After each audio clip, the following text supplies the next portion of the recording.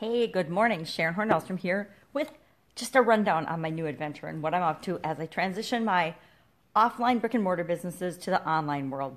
Because I really want to be a pajama in my grandma, a pajama in my grandma, a grandma in pajamas. I really want to be somebody who can make money in my pajamas and make money while I sleep.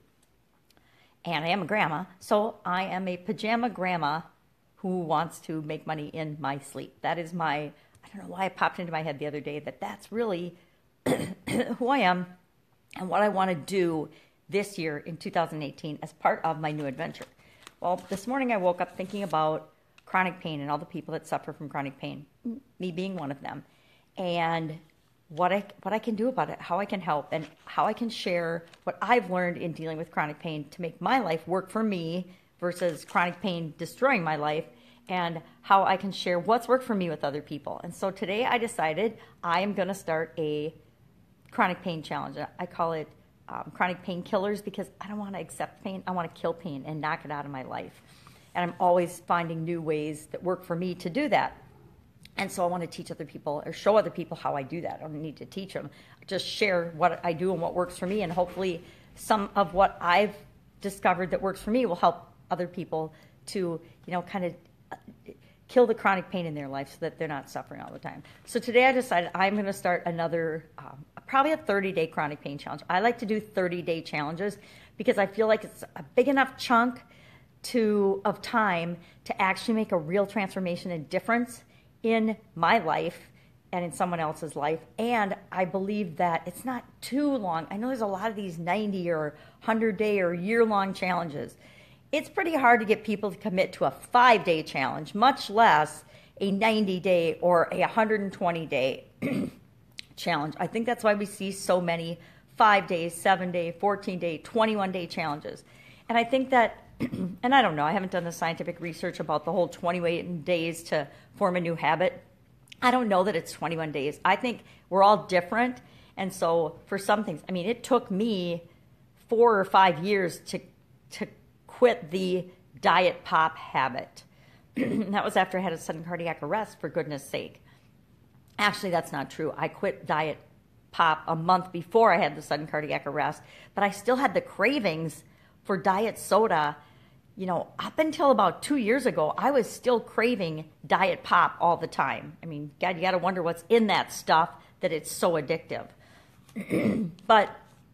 And that's why I say I'm not sure about the 21 days to form a new habit, because I know after 21 days the cravings were less, but literally it was years and years of me wanting a diet soda still. And now it's been since 2010, so it's 2018 already. It's been 7.5, 8 years almost that I've been without any pop or any soda or whatever you call it. And I finally don't miss it, but it's only been like the last year that I didn't crave it and want it almost every day.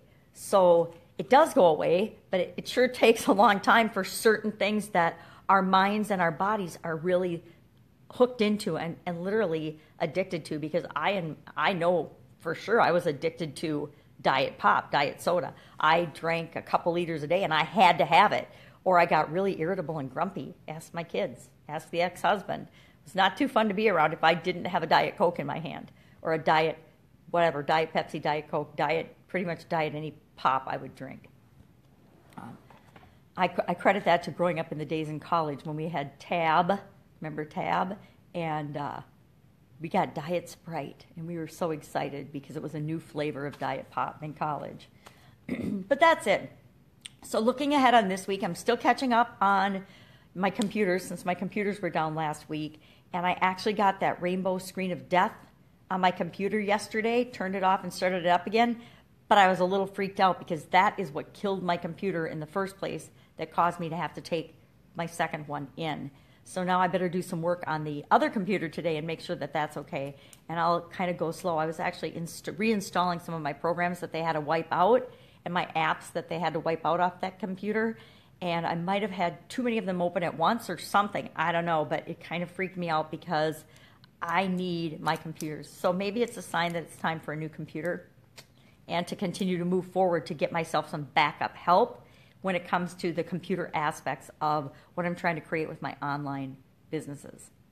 So that's just a quick summary for the week. Don't have the details. I'm sure I'll share every day what I'm doing exactly toward this. I am going to make sure I do the welcome video today, probably in my pajamas, because I like to knock out my videos first thing in the morning. And you can see it's getting pretty light out, so I've been dawdling my morning away.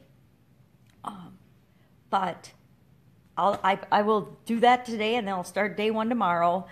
And I'll probably have to plan out and brainstorm what I want to do on each day. I don't always do that. Sometimes I just go and I randomly do what I need to do that particular day to actually make me feel better. And I figure if I need to do that to make me feel better on a certain day, then other people can probably use that too. So go out, make it an awesome day. I will see you tomorrow and let you know what I'm up to. Bye.